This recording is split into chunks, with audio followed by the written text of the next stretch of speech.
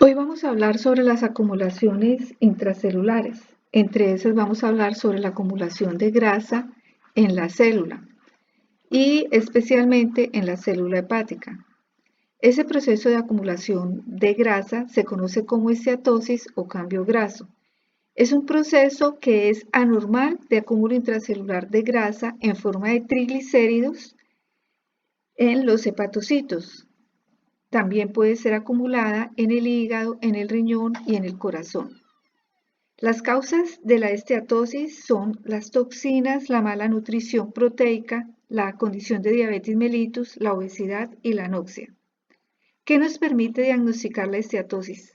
Nos permite diagnosticar una elevación prolongada de lípidos sanguíneos, una situación de ayuno prolongado, una situación de hipoxia crónica donde están inhibidas las enzimas metabolizadoras de los lípidos, un daño tóxico subletal agudo que inhibe las vías metabólicas lipídicas y una enfermedad metabólica progresiva crónica por un defecto enzimático celular. Aquí observamos en esta foto de un hígado graso con distribución panlobulillar la esteatosis. Esa forma en que se acumula la grasa dentro del hígado es en forma de vacuolas. Cuando las vacuolas se unen, forman un gran liposomo. Aquí observamos un liposomo, ¿sí?, que está ocupando casi todo el contenido o el tamaño del hepatocito, rechazando hacia la periferia lo que es el núcleo del hepatocito. Está con una coloración de Van Gieson.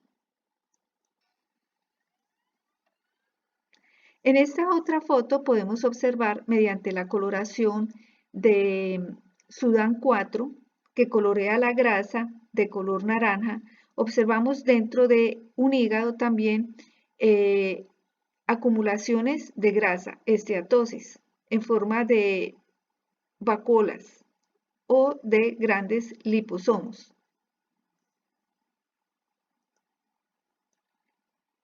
En esta otra foto podemos observar lo que es en una hepatitis alcohólica también el acúmulo de grasa en forma de liposomos o una esteatosis de tipo alcohólico, ¿sí?, en una hepatitis alcohólica. Puede observarse que ya casi no se observan hepatocitos y los pocos hepatocitos que se observan están disgregados. Es gran cantidad el acúmulo de grasa. Asimismo, puede observarse que hay una leve infiltración linfocitaria dentro del parénquima hepático. En esta foto, que es de microscopía electrónica, podemos observar un gran liposomo.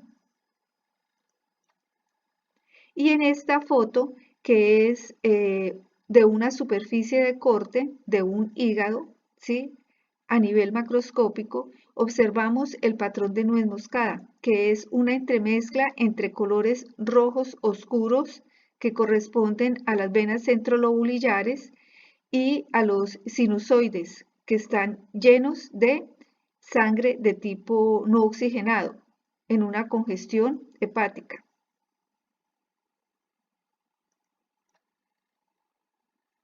Aquí también en esta foto macroscópica se observa un hígado con esteatosis, donde la coloración es amarillenta, es un tamaño aumentado del órgano, los bordes son redondeados y se observan 3 zonas de fractura. Esto es en un pony.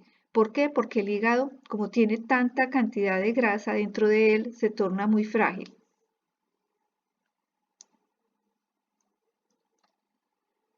Otra situación que vamos a analizar en el día de hoy es también lo relacionado con degeneración de las proteínas. En esta foto puede observarse en una nefrosis hemoglobinúrica, ¿sí?, que la superficie de los riñones es de una coloración oscura, ¿sí?, negruzca por la beta hemoglobina, y es uniforme y es difusa, o sea, en toda la superficie del riñón tiene esa coloración oscura. Cuando nosotros hablamos de degeneración hialina nos estamos refiriendo es a un término que es más que todo histológico y es descriptivo, más que un marcador de lesión celular, ¿sí? Esa degeneración de hialina es una alteración que ocurre en las células o en el espacio extracelular y da un aspecto que es homogéneo, rosado y vítreo mediante la coloración de la hematoxilina eosina. Es producido por una secreción anormal de células, es decir, cuando se aumenta la síntesis de proteínas, ¿sí? En el caso, por ejemplo, del hígado, también puede ser incorporado dentro del hepatocito estas proteínas o ser secuestrada dentro de los gránulos citoplasmáticos. En el caso, por ejemplo, cuando hay insuficiencia renal y el glomérulo deja pasar proteína por los túbulos, en la luz tubular, esa proteína en forma de albúmina es incorporada dentro de los túbulos contorneados proximales que absorben esa proteína.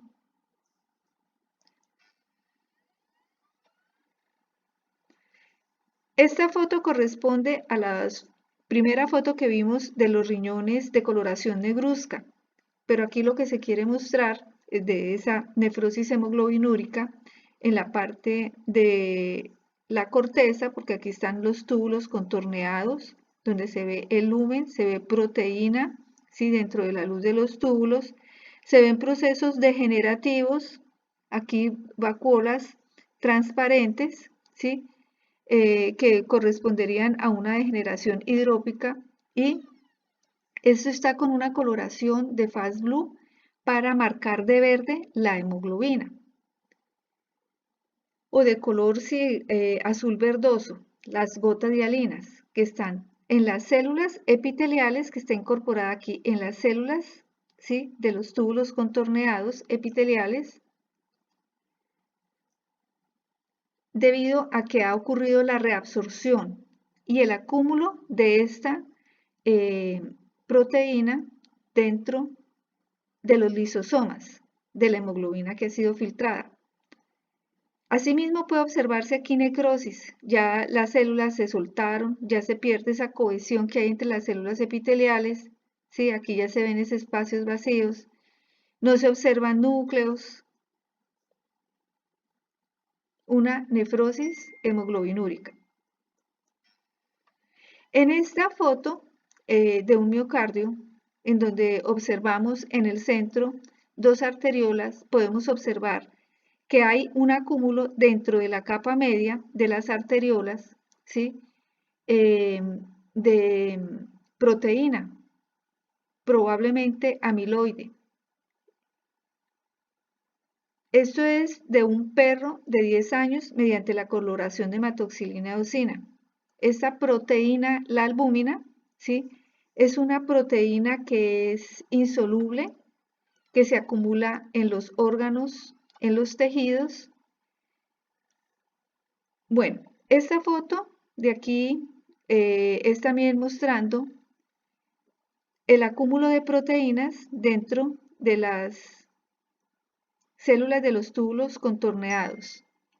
Puede observarse que esa proteína está siendo eliminada en la luz de los túbulos porque hay obviamente un problema a nivel del glomérulo, hay una insuficiencia renal y está dejando pasar la proteína. Pero aquí es para mostrar que esa proteína, que es de un color homogéneo rosado, es incorporada dentro del epitelio tubular.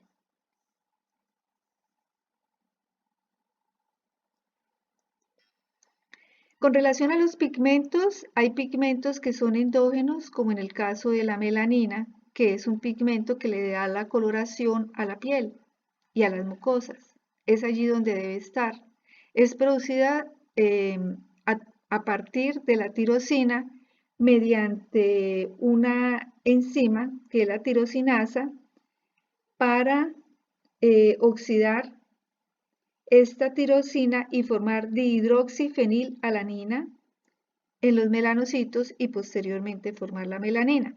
Sin embargo, esa melanina también puede, en situaciones que no comprometen, no son patológicas, puede aparecer dando coloraciones oscuras en pulmones, en meninges de vacas lecheras que son llevadas al matadero y se conoce como melanosis. Aquí se puede observar en este pulmón varios acúmulos de esa melanina en forma multifocal de diferentes tamaños en una ternera donde hay presencia ahora obviamente de melanocitos y melanóforos.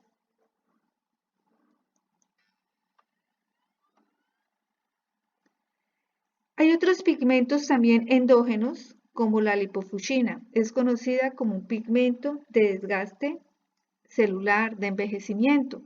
Da una coloración amarillo dorada, ¿sí? Formada por lípidos poco solubles y por proteínas. El acúmulo de la lipofuscina se llama lipofuscinosis. Su origen viene por peroxidación lipídica, por desechos celulares, por recambios celulares y está asociada al envejecimiento. Otro pigmento que tiene también, que la coloración es así, amarillo dorada, pero que es extracelular y es producido en hemorragias, en focos necróticos o por destrucción traumática de tejidos, es lo que es el pigmento ceroide o hemofuscina. Él es guardado en los macrófagos después de que llega a un sitio de hemorragia y fagocita este pigmento. Mientras que la lipofuscina sí es intracelular, se acumula en el citoplasma de las células, dándole esa coloración castaño dorada y está alrededor del núcleo. Aquí se observa en un miocardio, ¿sí?, el acúmulo en forma granular de la lipofuscina.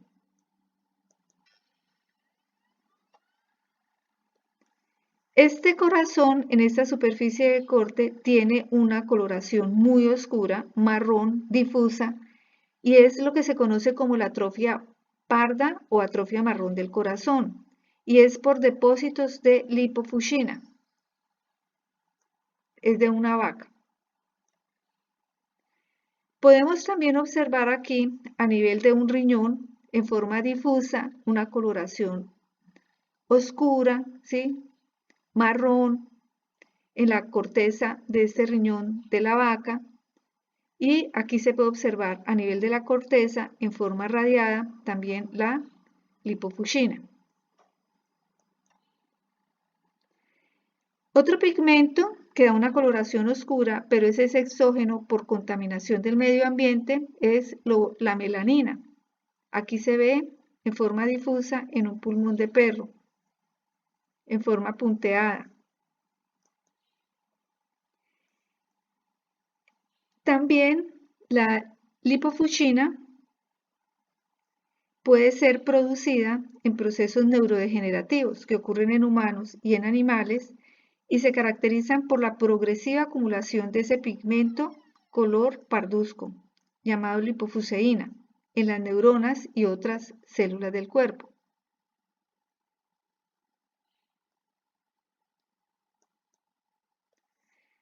Vamos a hablar sobre la calcificación. El calcio es almacenado solamente en los huesos. Cuando el calcio se almacena en lugares diferentes de los huesos, es conocido como calcificaciones patológicas.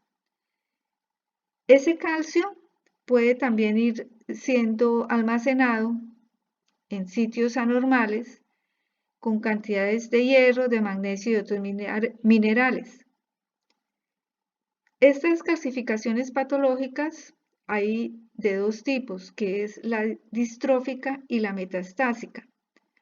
Cuando el calcio se almacena, ¿sí?, en sitios que tienen procesos degenerativos o de necrosis, se conoce como calcificación distrófica. En este tipo de calcificación distrófica, los niveles de calcio van a estar normales y hay ausencia de trastornos en el metabolismo del calcio. Mientras que la calcificación metastásica, ¿sí? Aquí hay trastornos anormales en el metabolismo del calcio, hay una hipercalcemia. Y ese calcio se acumula donde se producen metabolitos ácidos, en el pulmón, en el estómago, en los riñones, y generalmente está asociado con situaciones de hiperparatiroidismo. Ejemplos de calcificación distrófica. En sitios donde ha ocurrido necrosis, ya habíamos dicho, procesos degenerativos, puede ser coagulativa, en la necrosis gaseosa, en la licuefactiva, en la esteatonecrosis, también en ateromas o en ateroesclerosis, o en las válvulas, como se observa aquí, en una válvula aórtica, en el cálculo acumulado en vegetaciones, ¿sí? Aquí están estas válvulas engrosadas, ¿sí? Y con estas vegetaciones,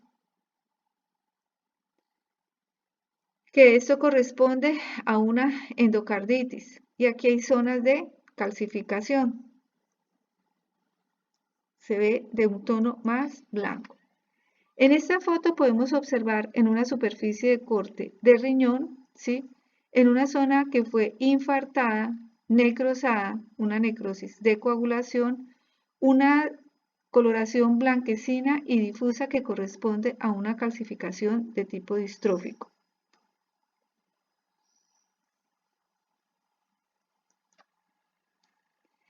Y aquí observamos calcificación metastásica en una arteria pulmonar, ¿sí? En esta vaca, en donde se encontró este hallazgo incidental, podemos pensar que ella tenía niveles elevados o hipercalcemia.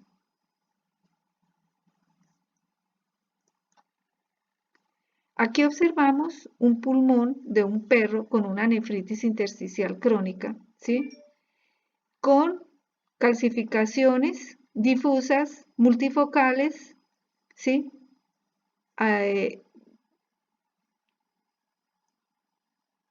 En todo el parénquima pulmonar, dando lugar a la apariencia de piedra pómez. Bueno, vamos a hablar del amiloide. El amiloide es esa proteína insoluble con apariencia beta plegada que es producida, ¿sí? En situaciones asociadas a procesos inflamatorios o infecciosos. Esa sería el amiloide tipo AA o amiloidosis secundaria. Y hay otro tipo de amiloide que es el amiloide AL o amiloidosis primaria, que es de tipo inmunocítico, que acompaña a procesos neoplásicos como el plasmacitoma, el mieloma, en donde las células plasmáticas aumentan la producción de anticuerpos o de inmunoglobulinas. Este nombre de amiloidosis se le dio porque macroscópicamente los órganos en donde lo observaron tenía una apariencia pálida como el del almidón. Cuando lo colocaron junto con el yodo, ¿sí? Dio una coloración marrón. El primero que le dio este nombre fue Virchow. Es insoluble totalmente y donde se produce el amiloide se acumula y es resistente a la proteólisis. En esta foto, donde se ve riñones, glomérulos, parte de la corteza, túbulos, fue hecha una coloración de rojo Congo. Esa coloración de rojo Congo es una tinción especial que nos marca el amiloide bajo microscopía óptica, ¿sí? De color marrón. Y esto es para amiloidosis de tipo AA o amiloidosis secundaria. Cuando es amiloidosis primaria, se utiliza otra coloración que es la del permanganato de potasio. Esta lámina, si la fuéramos a observar a un microscopio con luz polarizada, daría en los sitios donde tiene aquí coloración marrón una coloración verde birrefringente brillante. Como puede observarse, el beta amiloide tiene esa forma beta plegada, ¿sí? Y está conformado por fibrillas de 100 a 150 Armstrong, conformadas a su vez por subfilamentos que se entrecruzan en forma de hélice, y a su vez cada subfilamento está conformado por protofibrillas. Aquí vemos la coloración de permanganato de potasio, ¿sí? Donde nos marca de verde brillante bajo luz polarizada, donde hay presencia de amiloide. Este era de un perro que tenía tumor venéreo transmisible, TBT, de una tesis que fue dirigida ahí en el laboratorio. Esta es la amiloidosis, que está relacionada con procesos neoplásicos. Es producida por las células plasmáticas que producen gran cantidad de ¿qué? De inmunoglobulinas. Puede acumularse en estas inmunoglobulinas en riñones, en corazón, en hígado, nervios periféricos y autónomos, tejidos mesenquimales, tejidos nerviosos y articulaciones. Ese amiloide, ¿sí? Secundario, que es el tipo A, es producido en el hígado en forma de una proteína precursora que es el amiloide SA, ¿sí? En forma precursora.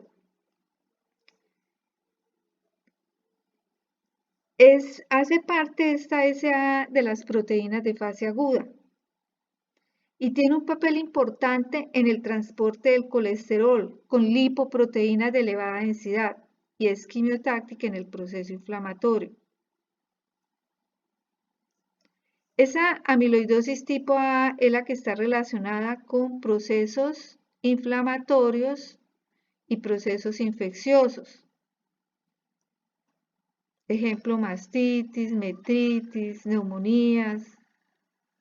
Bueno, la patogénesis de esa amiloidosis A está relacionada con la liberación de citocinas proinflamatorias como la interleucina 1, la 6 y el factor de necrosis tumoral alfa, quienes van a estimular la síntesis del precursor sérico del amiloide A, que es el SA en el hígado.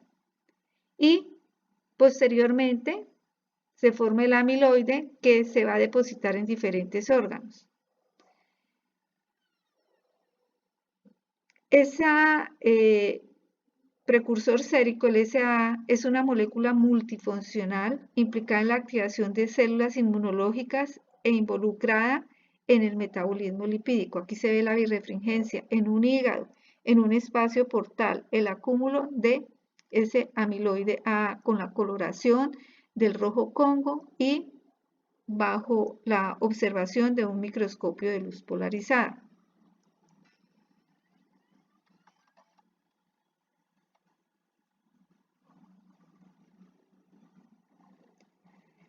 Aquí, en el 2003, Méndez y otros nos hablan del desarrollo histórico de la amiloidosis y la relación con las enfermedades actuales. Inicialmente, como fue visto, aquí es una superficie de corte de un vaso con depósitos más claros que corresponde al amiloide en forma difusa.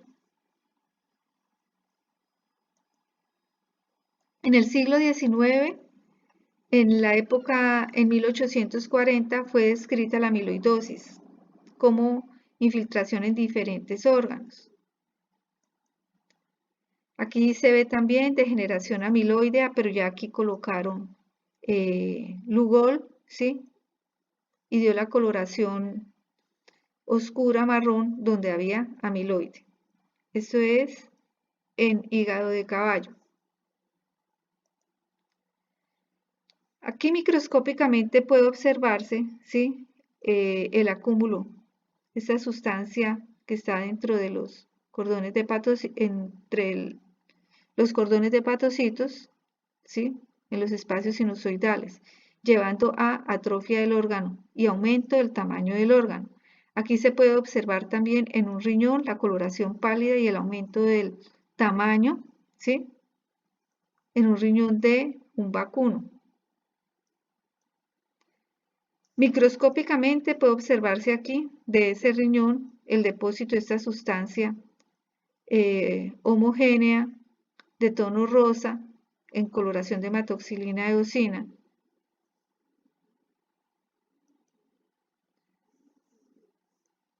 La primera persona que dio este nombre fue Virchow en 1854.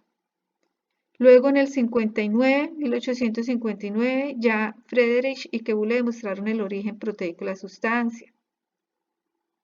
Y ya posteriormente, en el siglo XX, Ramón y Cajal utilizó el término de amiloide o degeneración amiloidea.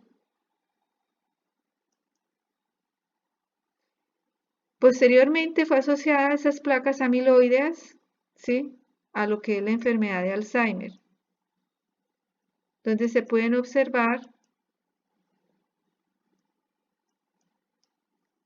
las fibrillas de amiloide por microscopía electrónica. También hay técnicas para la detección del amiloide, que es de inmunoperoxidasa, que nos da una coloración marrón, donde hay el amiloide. Y ya en el siglo XXI, otros investigadores aportaron nuevos datos sobre esta sustancia, que indican que hay una gran similitud entre la enfermedad de Alzheimer, la amiloidosis senil de los animales y las enfermedades priónicas.